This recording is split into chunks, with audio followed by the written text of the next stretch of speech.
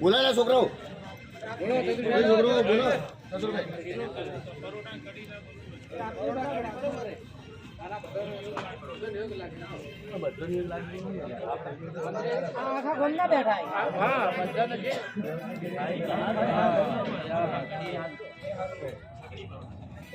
અરે બરોડા શીરો જે બધા અનુકૂળતા લાગે મારા એકલા તો અનુકૂળતા લાગે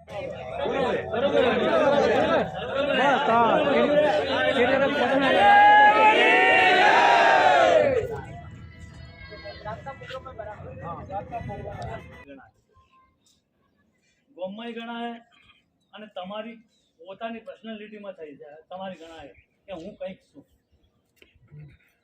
એટલે આ એક મેન વસ્તુ કોઈ બગાડતું નથી. આ પણ જાતે બગડા પોતે બગડા તમને કોઈ દોસ્તાર નથી બગાડતો, શિયાળ નથી બગાડતો, ખગો નથી બગાડતો, વાલો નથી બગાડતો. તમારામાં વૃત્તિ પહેર તો જ તમે બગડો. તમે બીજાને કહેવાથી નથી બગડતા. એટલે પોતે સુધરો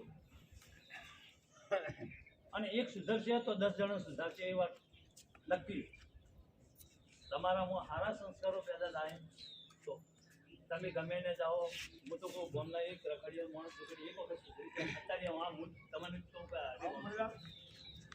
અત્યારે ગામમાં તમે એને એમ એનું ઘર કેવું તો જે ગામમાં એમ નહીં કે એનું ઘર ખરાબ જેમ કે એની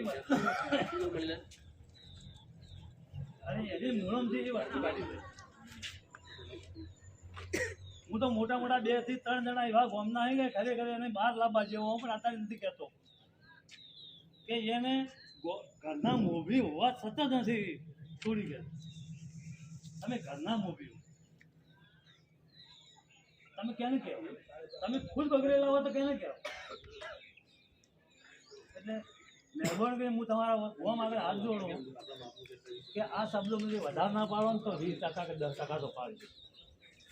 કોઈ ના પાડવું પડતો જે સુધરી ગયો એવા હે એ અને ખોટી સંગતે મત ચડજો.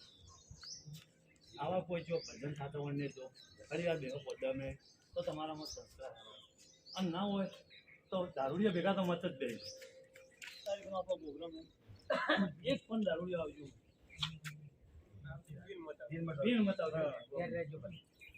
અને એક નક્કી કર્યું બધાને નક્કી કર્યું એ દાડે જે પીન આવ્યો છે 6 મહિના સુધી અને એક છોકરો કોઈ બોલાવજો મત.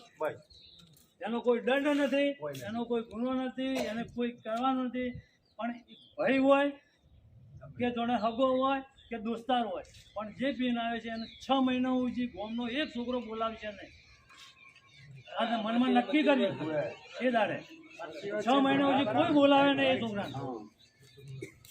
એટલે સમજી લેજો કારણ કે ગોમનું કામ એ ગોમે કરવાનું છે, તમારું કામ એ તમારે કરવાનું હોય અને તમે આવીને વિચારો મારો તો ચાલશે નહીં. તમે બીજા દાડે ગમે તે કરજો, હું ના નથી કહેતો, પણ એ દાડે જે કોઈ આવશે એને 6 મહિના સુધી થોડો સુરો હોય કે નવો હોય એ 6 મહિના સુધી અહીંયા નહીં બોલાવવાનું.